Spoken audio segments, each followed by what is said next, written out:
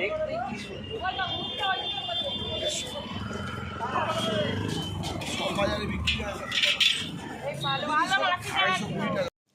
নমস্কার বন্ধুরা, আমি আজকে বানিয়ে নেব টক ভেন্ডি।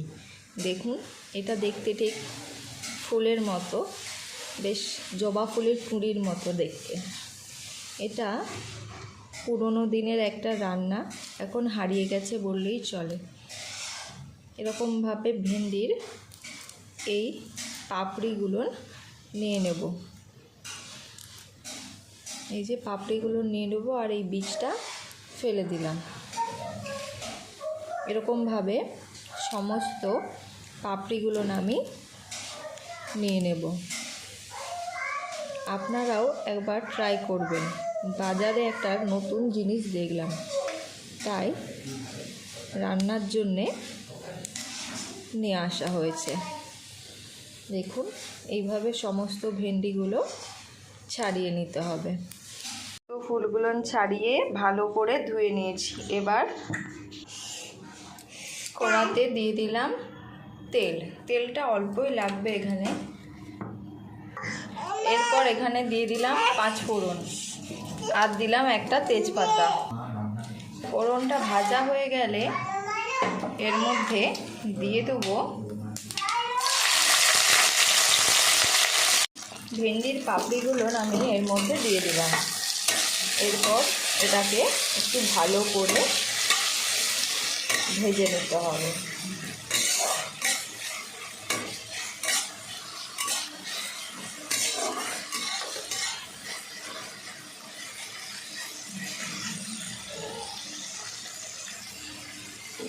পাপড়িগুলো বেশ গলে গলে আসছে। এই পর্যায়ে এর মধ্যে দিয়ে দেবো আমি স্বাদ অনুযায়ী নুন, হলুদ গুঁড়ো, লাল লঙ্কার গুঁড়ো। সমস্ত উপকরণগুলো আমার এখানে দেওয়া হয়ে গেছে। এবার সমস্তটা আমি ভালো করে একটু কষিয়ে নেব। আর ফুলের পাপড়িগুলোও গলে গেছে।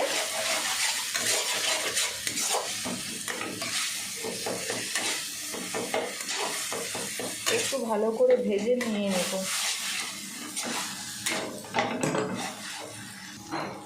এরপর এর মধ্যে দিয়ে দিলাম অল্প একটু জল। জলটা দিয়ে ভেন্ডিটা ভালো করে গুলে নেব।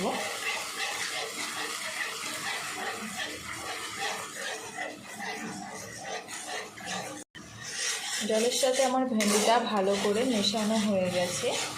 এরপর দেব এখানে আমি চিনি। দিয়ে দিলাম চিনি।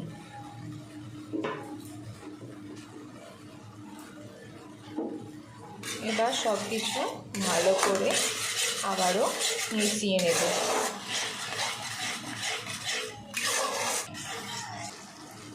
তৈরি হয়ে গেল আজকের আমার টক ভেন্ডির চাটনি।